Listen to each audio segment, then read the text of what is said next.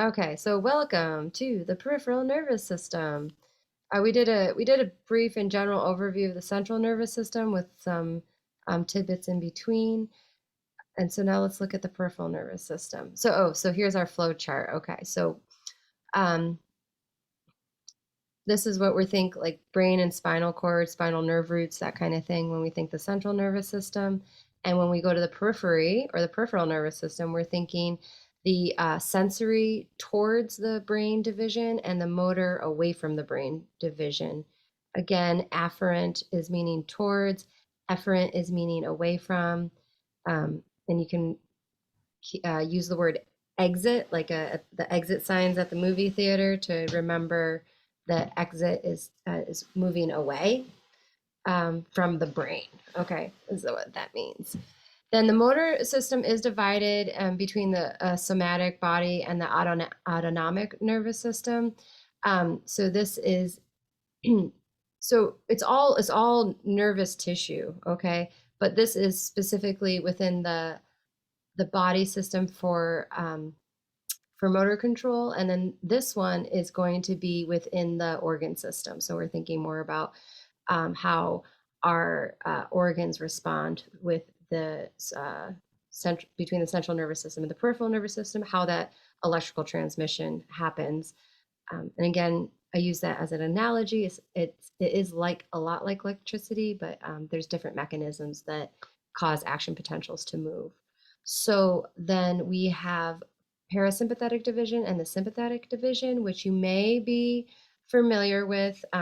Again, the sympathetic is the fight or flight mode. That's a ramping up of the systems. And the parasympathetic is the rest and digest mode, and that's more of a relaxing uh, situation. Uh, they're they're more gentle commands and of, of the nervous system. So let's look at it all. Okay, what does it look like physically? So we have our body, nervous system, nervous tissue, and this is what we're most familiar with at this point. We've talked a lot about it. It's been our model demonstration for talking about action potentials and communication within the body. So recall here we have our cell body with the nucleus, making that area dark. So it shows up as gray matter within the nervous system, the central nervous system specifically. And then here we have the myelinated axon and going to the effector organ. And here in our neurotransmitter was the acetylcholine that we talked about, and we were able to get a contraction, which is a stimulatory effect. When we move into the sympathetic and the parasympathetic, um, the structure is still the same, okay, but we have a little bit different with the myelination. It's not heavily myelinated, it's lightly myelinated. And then the acetylcholine happens in between interneurons, so it happens in between neurons, and the neurons within this system are they're called postganglionic, which simply means it's after a bunch of cells all together, and norepinephrine is the neurotransmitter. So there's a little bit of communication, and still acetylcholine is used to transmit information between these two synaptically or interneuronally.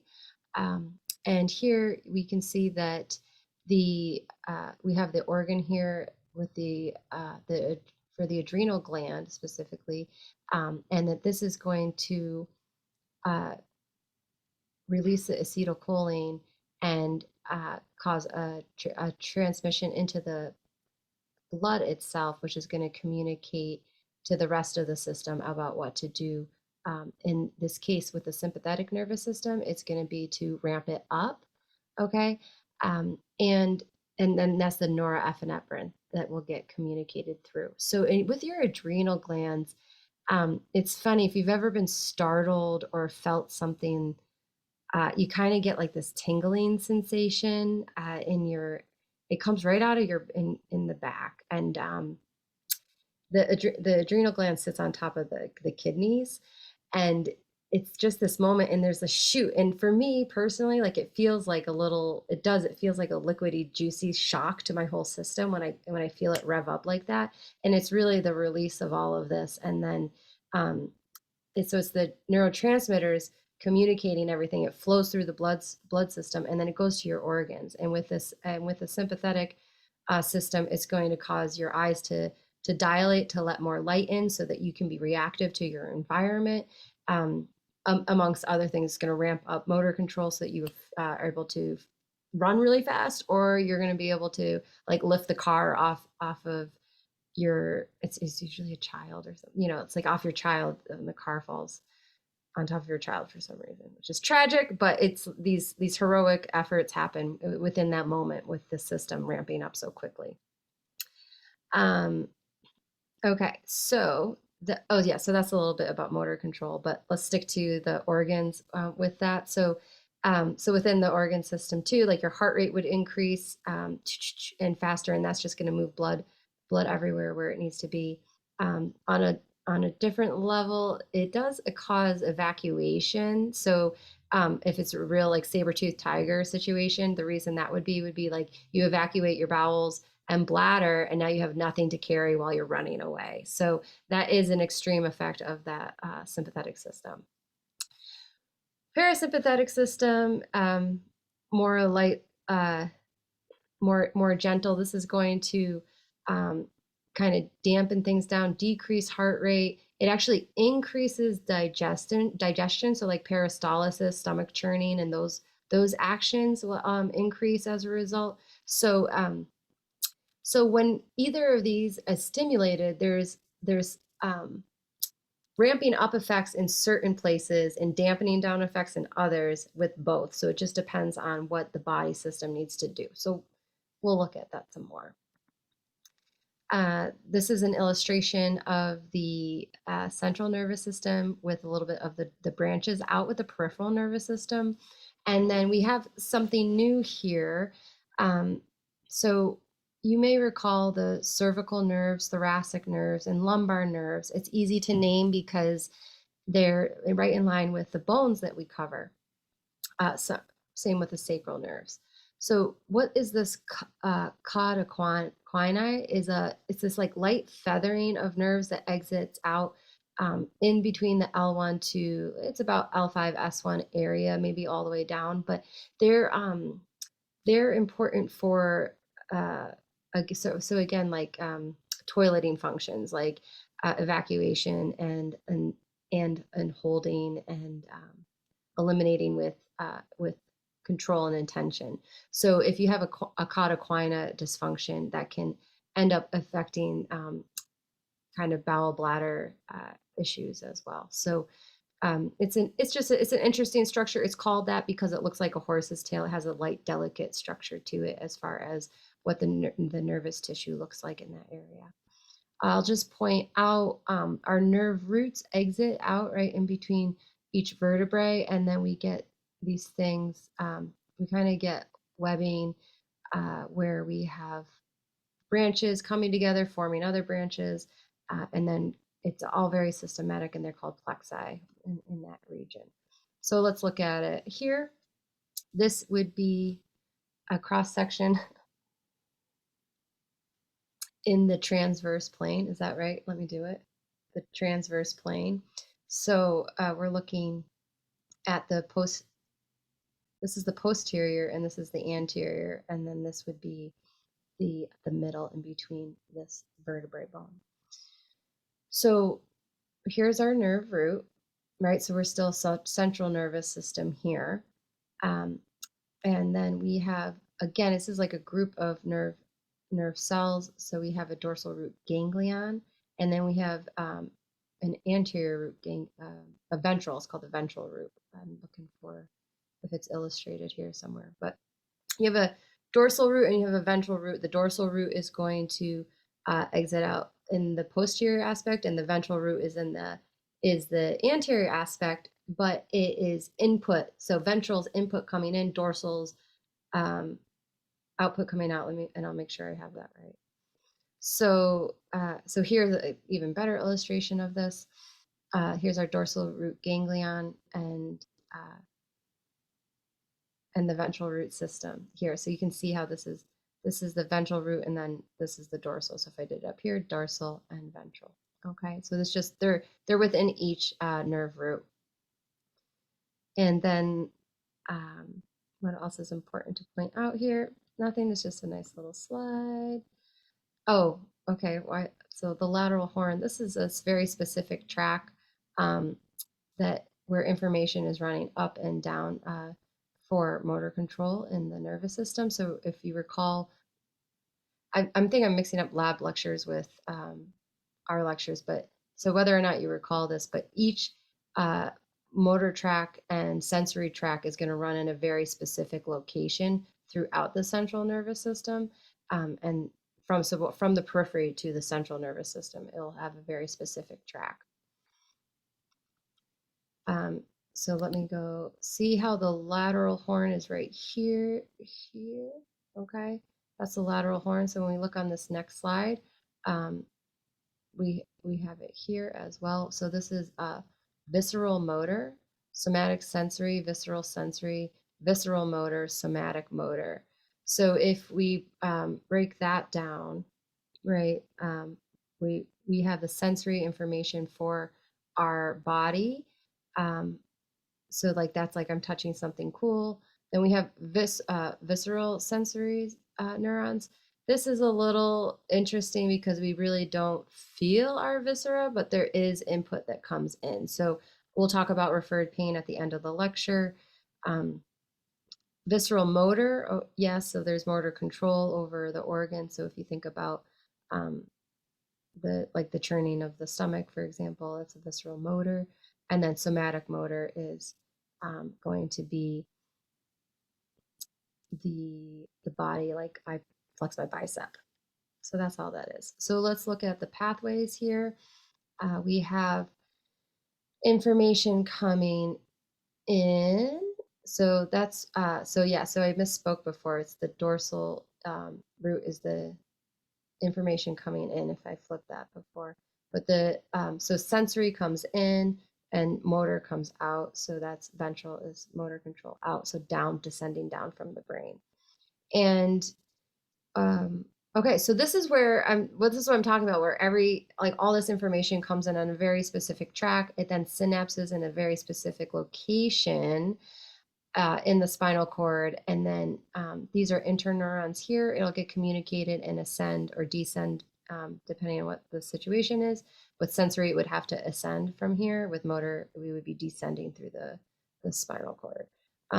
Here is just some cell bodies and a very nice illustration of an interneuron, which their job is to get that communication just to the specific right spot as things are relaying through the system. Information is relaying through the system. Oh, good. Okay, so this is the what we just talked about, but here you can see the definitions written out for you. So you have that right there.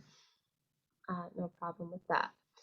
Here we have a little more detail about how this is organized.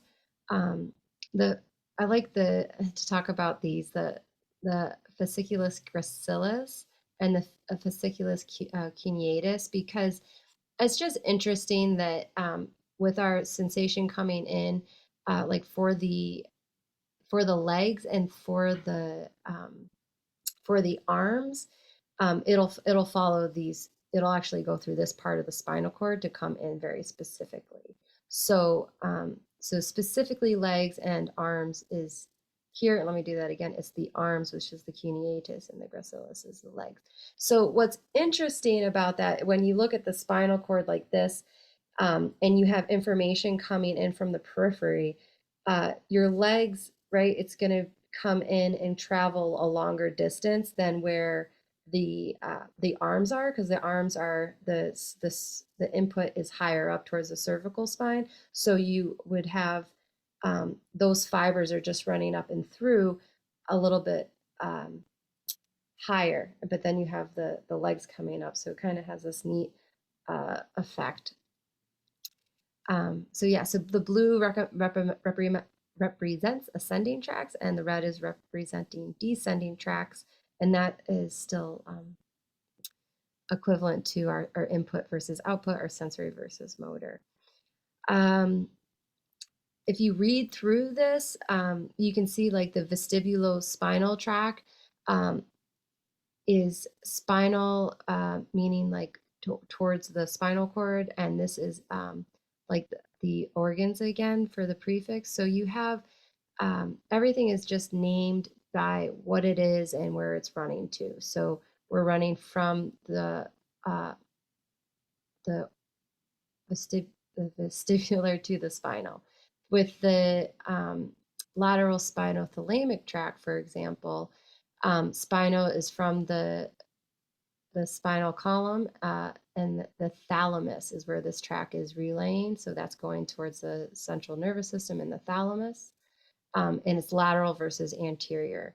Cerebellar, right? We're running spinal cord to the the cerebellum. So that's again, it's just specifically how it's running is how it's named.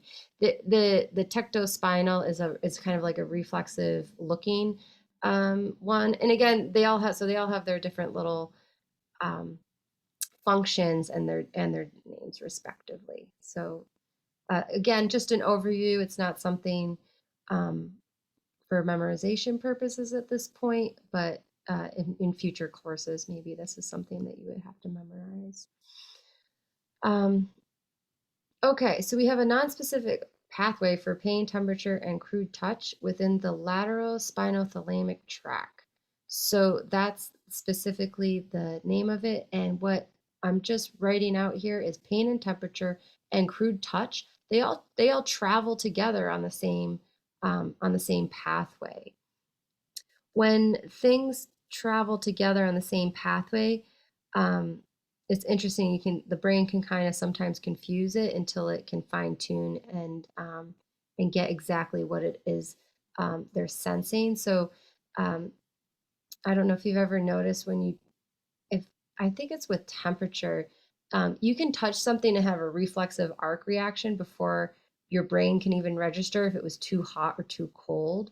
So it's just it's neat um, how the reflexive arc works and how our brain has to then kind of make an interpretation slower than that even happens. So yeah, so those are the ones for the lateral spinothalamic tract, the functions. Uh, Spinocerebellar, let's see if I have anything important here. Um, this again, the spinocerebellar tract is going to be responsible for things like dyskytokinesia. So if I'm able to do this kind of coordinated movement, I have coordination from my cerebellum. This is the test we would do to test the cerebellum. You would ask somebody to kind of perform alternating movements like this or like this. And dyskytokinesia, you're just not able to do that, and there's something wrong. It can be anywhere along the tract. It can be within the brain, but with the cerebellum itself. But there's this disconnect with it, so that's a test for that specific tract and dysfunction. So what I'm trying to point out is just that um, because things are so specific in their neural pathways, we can use physical expressions or physical tests to determine what's going on within the nervous system. Um, okay, so more just what we have, some things named. The plexi are going to be a group of these nerves in within the cervical region. It's called the cervical plexus. So that's when you get a bunch. It's kind of like a bunch of nervous tissue that then branches out into different ways.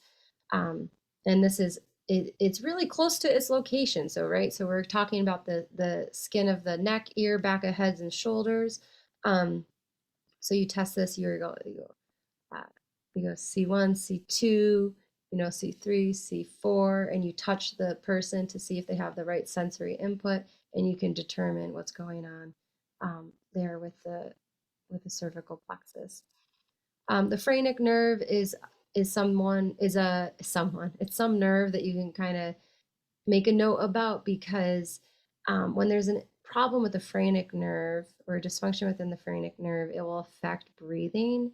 And anytime you have something affecting breathing, you have a possibility um, of not being able to breathe, and therefore suffocating. So you'd have to provide an alternative path for an airway. We need the oxygen coming in. Um, the phrenic nerve is from this branch. It has nerve roots C3 to C5. So if this is say like C2, C3, C4, C5.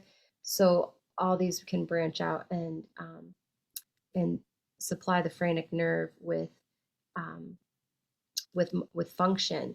Um, we test the diaphragm with that, which is like just a deep breath, and we know if C3 through C5 is specifically more like C4. I would use that for if that's working well. So a slight dysfunction even might show up in an initial evaluation. So this is really the best illustration for what I was just talking about. If you have the nerve roots exiting, and then they all are going to feed into the phrenic nerve. See how you get a little bit of input coming um, down, and it like it's webbing together, to get down to there. So that's how multiple nerve roots can affect one nerve. So that's important because there's a little bit of redundancy, which means even if you have some sort of injury in one area, you can still get innervation traveling through. So that's important as far as redundancy goes within the brain. It's called the ventral rami, so that's just a specific group of nerves in the anterior portion. And right, we're thinking anterior, so we're thinking some sort of motor control. The brachial plexus. Okay, so this one is associated often with thoracic outlet syndrome, if you've ever heard of that. It's because of its location. So if we pinch in this area, if we have tight pec minor, if we have tight pecs, we have rounded shoulders, we have all sorts of things closing down in this area more. Okay, so cervical here, brachial plexus under here, almost like under the armpit where you would pull it out that area.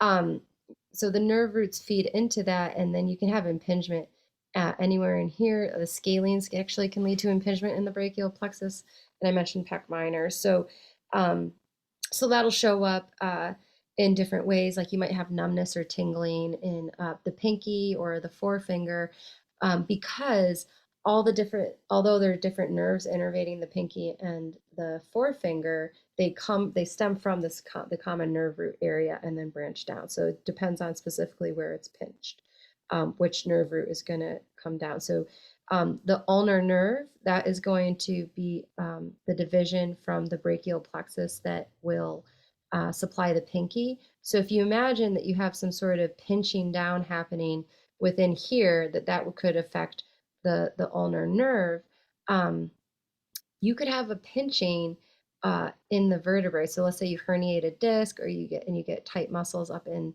the neck region even. If you had a nerve root impingement here, that would also affect the pinky. So determining where impingement is happening between the cervical spine versus the more peripheral nerves or the brachial plexus is an important diagnostic factor, because you want to treat that well. So and then we can have single crush, double crush, triple crush syndrome. So if we have we have a herniated disc here, and then we have a pinching here, and then inflammation from all of that leading to more nerve issues. So we can kind of stack them too, but if you catch it early enough with dysfunctions, you can also just do your intervention sooner, early intervention, if you will, and then maybe catch it before it becomes a double crush. So if you're continuing on with your studies, you might have to memorize exactly which roots, which nerve roots innervate which specific muscles. Like musculocutaneous, like I think right away, like the arm muscles, like of the bicep area. The median nerve, I'm thinking these two fingers are by the median nerve, the ulnar nerve. Radial nerve is the radial side, so it's responsible for radial division, but also different movements within the arm. And then axillary, I'm associating with trap. So you have all of that, but you fact check me on that one because I'm not recalling that off the top of my head. So if you back up, right, the specific nerve roots that then affect those nerves are here. So again, if I'm showing some sort of dysfunction, I've been talking a lot about sensory, but it can also be like a motor control issue. So I can show up with like an ulnar nerve dysfunction, like a finger that like won't function here. Um, so it's true for both, okay? But that you can have sensory dysfunction and motor dysfunction based on like a nerve root impingement, and then you would want to be pinpointing the nerve root. So if somebody comes to me with an ulnar presentation of the ulnar nerve, then I might start, I would be looking towards treating the C6, C7, C8 region, and most specifically C7, right? That is the most likely place where that dysfunction is coming from. But again, just to be clear, the impingement could be happening in the peripheral nervous, like more in the periphery of the nervous system, in which case, right, you need to get into the brachial plexus area, open that space up, try to create free flow of action potential there. Here it is in a cadaver. So yeah, so see how you can pull it out and take a look at it there.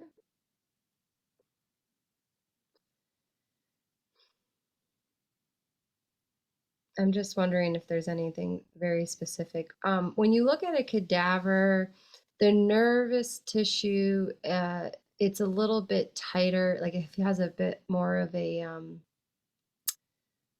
elasticity than the arterial system. The arterial system tends to be a little more boggy in structure.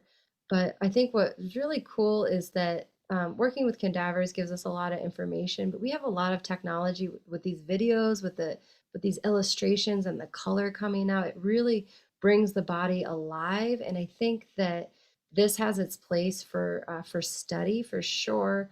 But I think we can do a lot with video and technology visualization now. I think it's just as valuable. So although dissection is its own, it's its own experience. But if you never get to dissect, just know that you can really get a good handle on the anatomy of things. And if you do get to dissect, just do it with a lot of respect for your cadaver and your colleagues. Okay, the lumbar plexus. So we're moving lower, and it's as it's named. And again, right? So this is pretty easy. These branches like a femoral nervous tissue, right? You're thinking the femur region, right? The thigh. The This is be like the inner thigh region. Lateral femoral cutaneous is a very specific one. There's one called skinny jean syndrome, where people get this burning sensation in their thighs, and if you were jeans that were too tight, and this was back when jeans didn't have spandex material in it, but if you wore jeans that were too tight, it would press on the lateral femoral cutaneous, and you get like a burning sensation from that. So anyway, so there's just all sorts of things going on with each of them. So there's your lumbar plexus, another plexus that exists. Dermatomes. I touched on this lightly. This is where stuff gets really fascinating, I think, as a person who's interested in the body. But so again, we can determine what's happening within the nervous system based on where we can feel sensation, right? So we run through the C2, C3, C4, C5, C6. We can run down the whole arm to determine what's happening. And it's true for the legs too. So we do, dermatomes are specifically sensory, so I've been focused on that. And you can use there's special brushes. You can use chiropractors kind of use like a metal tool, which I think is the most effective for picking up subtle differences in sensory. Sometimes people use their fingers, they use tissues, they use cotton balls. There's all sorts of things to. Usually you're comparing bilaterally, so the person who's affected will likely feel a difference between each side. So that's how it shows up, and that has to do with um, something very specific to our culture right now, which is that like writing.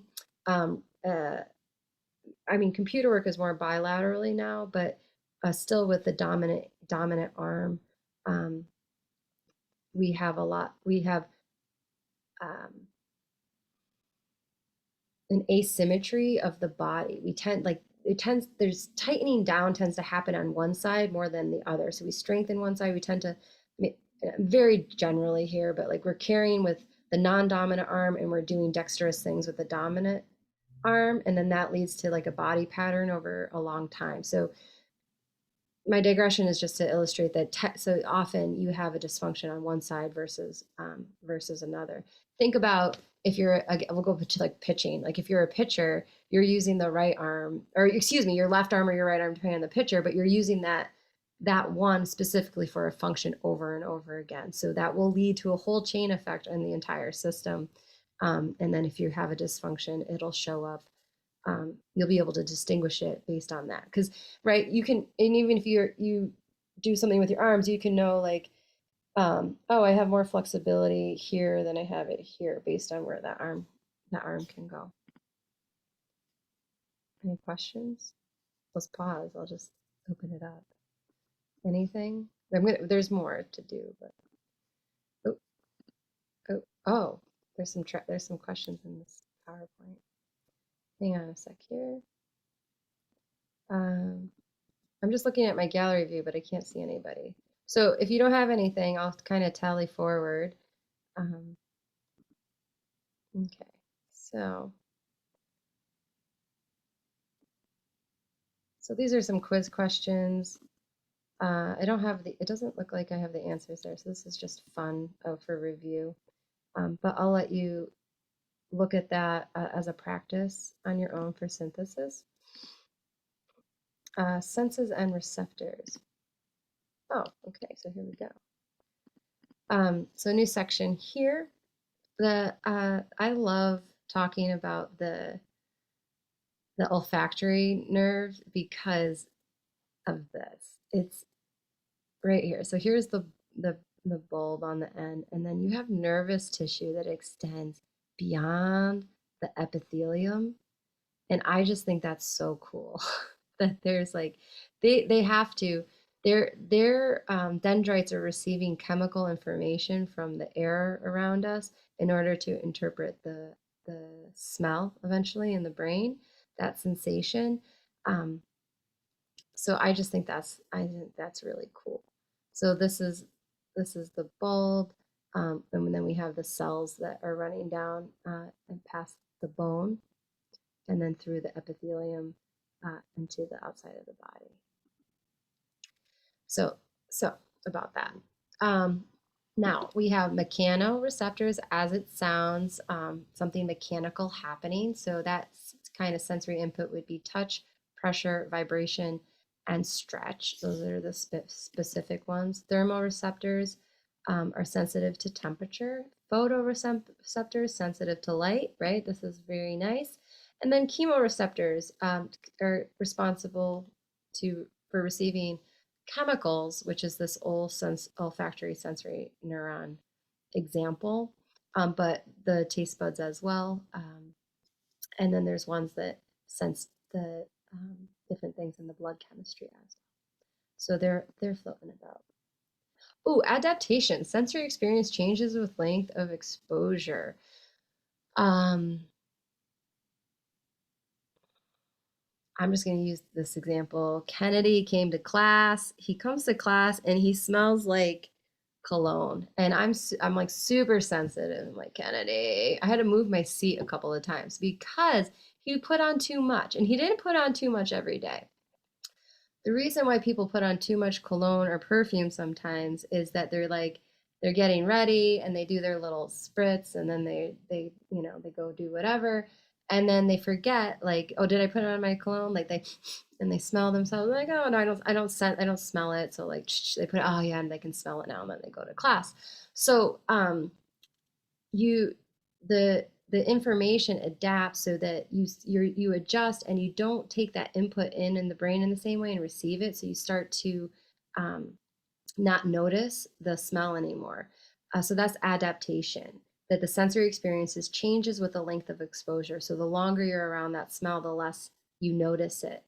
um, Another example, oh, music, right? So you get in the car, you're driving, or someone's driving you, and you got the music on, and then like you turn it up a little bit, it's like louder, and you're like, oh yeah, you're doing, you're like enjoying your music. Turn it up louder, you're enjoying your music, you go, and then you park the car, you get out of the car, you go do something for a couple hours, like you take like a nature walk, right? It's very meditative, and then you come back in the car and you put the key in the ignition, and it's like bow wow wow, like all of a sudden you get this very loud sound, um, and you have to turn the volume down right away because it's totally oppressive. So that's an illustration of sensory adaptation. While you were driving, you adapted to um, the sound, and then when you went away from that and came back to it from a new equilibrium, it's too much of an onslaught. So not all of our receptors adapt, but sound certainly does, and so does smell. So now we're going to move on and talk about tonic receptors, pain being a very important one. Nociceptors are the name of the ones that are sensitive to pain, extreme heat or cold, excessive pressure, and then chemicals that are toxic to you or inflammatory to you. The information goes to the thalamus, which will create a general sensation of pain. This is where, like, kind of a repeat of how the thalamus first uh, gives you that first initial hit that like pain is what you're feeling, though you might not be able to determine what kind of pain yet. And then, unfortunately, with this, or fortunately, there is no adaptation. So we wouldn't want adaptation, because then we wouldn't be able to remove the stimulus. We might allow a painful stimulus that's degrading the integrity of our integument, for example, to continue to degrade the integrity of our integument. So we want that pain sensation to come in to keep us safe, and it keeps us to protect our body. Um, okay, so that's a very specific receptor, and it receives and transmits pain. Um, this is just the same list again. What will trigger it? Um, oh, this is a little bit important. Is that um, an extreme temperature change? So that's an onslaught, and it's a dramatic onslaught. A pinch, right, is going to be different, a little bit different than a stretch, but very powerful onslaught.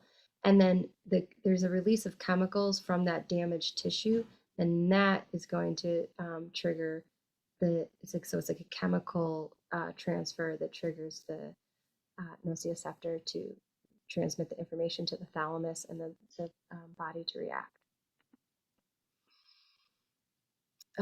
Adaptation. Okay, so we talked about pain not adapting. We already talked about adaptation. This is why the receptor membranes become less responsive, and the receptor potentials decline in frequency or stop, right? So remember, basically, right, we have an action potential firing, and we know that to get a higher threshold to fire more action potentials, we need a certain frequency. So here that frequency is going to decline. So when the initial stimulus happens, right, like when you first put on that perfume, you had a lot of firing, and then it's like, okay, like we slow down, and that's how we adapt. Phasic receptors are the specific ones that are fast adapting for pressure, touch, and smell. So that's the name of the receptor. Tonic receptors are the names of the ones that adapt slowly or not at all. So they're not going, their receptor potentials aren't going to decline in frequency like that, or stops, right? So declining in frequency or stopping, adaptation, not declining, not stopping. We have no adaptation. So that goes to our nociceptors, right, which was our pain receptors, and then our proprioceptors, um, that's proprioception, right? It's written in the word. Proprioception is our sense of where we are in space. So I have a sense that my head is not vertical right now, and now I have a sense that my head is vertical. So what's interesting is you have a dysfunction in proprioception. You might ask them to put their head vertically, and they're like this. They don't have that sense that they're not um, in alignment. It's also very important, like if you think about anterior tib, gastroc in that region, the proprioception at the foot and ankle, controlled by the gastroc, anterior tib, those ones are constantly perceiving where you are to keep you standing upright. So when you're standing, those proprioceptors are really important to keep you upright. And you can imagine then, like, okay, well, proprioception in the back, like it's all there, but those ones are very specific. Why is pain so important? Warnings of tissue damage for protective action. We talked about that. So stimulation for this can be histamine, it can be potassium, it can be ATPT, it can be acid and bradykinin. I put a little note here about nursing. If you want to read up more on these kind of things, the bradykinin kind of comes up a lot in the nursing aspect of things. You'll get into more detail about that, but I'm just saying that there's these different stimuli that affect our perception of pain. It's also how we then treat, right? How we treat pain by interrupting the perception of it. So the impulses travel on fibers. The neurotransmitter here is glutamate and substance P. Again, those are just specific names about how the change at the cellular level is then affecting and transmitting through to get to the brain. Some pain impulses are blocked, and this can be an example naturally is endorphins.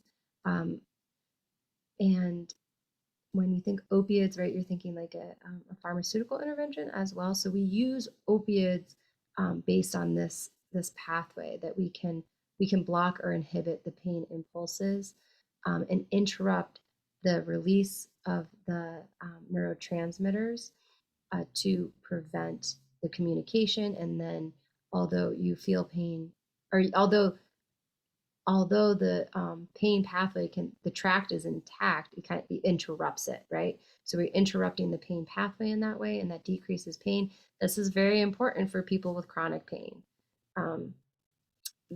So we would do an intervention like that.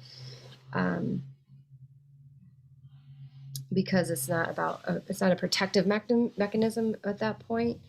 Endorphins, likewise, those release, so those allow you to kind of sustain a new pain threshold while you're doing some sort of activity that's functional, like giving birth to a child. There's endorphins, but then there's oxytocin, or exercising, where it can feel painful to be walking or running, but then the endorphins release and it kind of inhibits that sensation of pain, and you can actually feel a little bit of the opposite, which is a little more euphoric, which then gets you the hook and keeps your heart happy. And by the hook, I mean it keeps you with a healthy habit of exercise. All perceive pain at the same stimulus intensity, but the pain tolerance varies. So on the physical level, the stimulus is the same. My perception and how I receive it is different based on person to person. There's a genetic component to this, which is true. There's a genetic component to how we respond to pain medications as well. I'm going to add that there is a bit of mind, like your own mental health and awareness. So, like, if you focus on negativity or the pain, or you kind of go into that space, you can actually maximize the amount of pain that you perceive. Whereas if you are able to, like, say you're going through something that's painful, like geez, like let's go with you got to get a biopsy. And in order to get a biopsy, they're going to compress your body into a specific space to hold you from moving during the biopsy. And then they're going to stick like a really large gauge needle in you to pull out tissue, like maybe adipose tissue or something like this. They're testing for cancer cells or whatever. So, so it's so painful. I'm laughing because it's true. It's like it's so hard what we go through in healthcare to this in the system. We're trying to take care of people, but we do often um, cause pain. And if you can be the type of healthcare giver that minimizes pain for your patients, then like, please make that effort. Um, and if you're not going to be a healthcare giver, go into medical technology equipment and make it less uncomfortable. Like there's got to be money in that. Okay, so yeah. So what am I talking about here? Pain tolerance. Um, guys, gene did it as well as response to pain medication. So um, anyway, so that, I don't know where it was going with that. I'll watch the video and try to figure it out. But people's pain tolerance varies, um, and uh, and someone who might be able to tolerate being compressed into that space to hold themselves down. Oh, mentally can focus. This is where we were. The mental focus. So I'm compressed inside this. This isn't and I can think like this is so painful, this hurts, and it's going to increase the perception of pain. I can think of I'm using somebody else's example. I can think of boarding on the ocean, and that'll decrease. Like that's like their happy place or my happy place. If I can go to my happy place, that'll decrease my perception of pain. So what I'm trying to add into like your textbook slide is that there's also a mental component behind this besides just genetic and physical. Though we are very focused on the physical here. Okay, next one. How are we doing on time? I have a few minutes. The viscera, the organs. These ones are called the interoceptors. And again, it's just the name of the specific receptors for the organ. So this is going to be the internal viscera and the blood vessels as well. They're going to be the ones that respond and pick up that information. They're sensitive to chemical change and to tissue stretch, as well as temperature. When you look at things like when you look at the receptors on the cellular level, the form provides for the function. So the form of the cell, if there's a stretch on it, that triggers that information to get relayed. Sometimes causes discomfort, but usually a person is unaware of their workings. So sensory reception, right? When we saw in the central spinal cord where that was located, um, it's usually working and transmitting information for communication, for adjustments and different in for the homeostatic or homeostasis of the body, but we don't necessarily know that. Maybe we feel some sort of awareness, and I like that. Usually the person is unaware of their workings, and and I'm just thinking about how when I talked about the adrenal gland shooting off, um, how you really like if you're really in tune with your body, like you can start to sense these, like you can start to sense things a little bit more depending on what you focus on. What about perception of pain? It's generally in the organs felt as this vague, aching, gnawing, burning pain. And again, the only thing added in here is ischemia, so lack of blood flow can activate that sensation, as well as muscle spasms. Muscle spasms would be the muscles close to, physically an approximation to that organ, spasming and then causing a compression, which is kind of like a stretching that would then lead to some sort of pain. So there is visceral pain. The example I always think of is like, I mean, if you get stabbed in the side and it's like and it hits your liver, right? You're gonna obviously feel the pain. You're gonna feel way more pain from what went through the skeletal muscle, from the integument through the skeletal muscle, than you are going to feel with the viscera for the liver, like with to say it hit the liver, whatever it hits, the liver, the kidney, wherever you get stabbed. We try to avoid that. Okay. Anything else? Referred pain. So let's look at this. Okay. Referred pain is the idea that you feel pain in an area, but it's like not exactly the area that's hurting. Left arm pain during heart attack. You see this in the movies. They're like someone's doing this, the character's doing this, right? Or they might even like grab here and then they like they keel over and they have their myocardial infarct. And if you know somebody that went through that, I don't mean to make light of it. I'm having a little bit of fun. I don't mean to have too much fun here, but it feels like a Friday night for some reason. Okay, it's because I'm with you guys. It's just I enjoy your company. It's nice to be together. So left arm pain. So what I want to say, the disclosure here is that typically this is more of a male typical presentation. Women, when they're having a myocardial infarct, tend to have an impending sense of doom. So you're working in the ER, you're like you're the intake nurse or something like that, and this woman comes in and has an impending sense of doom. You wouldn't send them home, right? Like there's this, like they're actually perceiving a heart attack, and what's way easier is if somebody comes in and they have left arm pain, right? And you're like, oh, okay, like this is like classic textbook kind of thing, and so that kind of gets attended to quicker, and time matters, right, for all these things.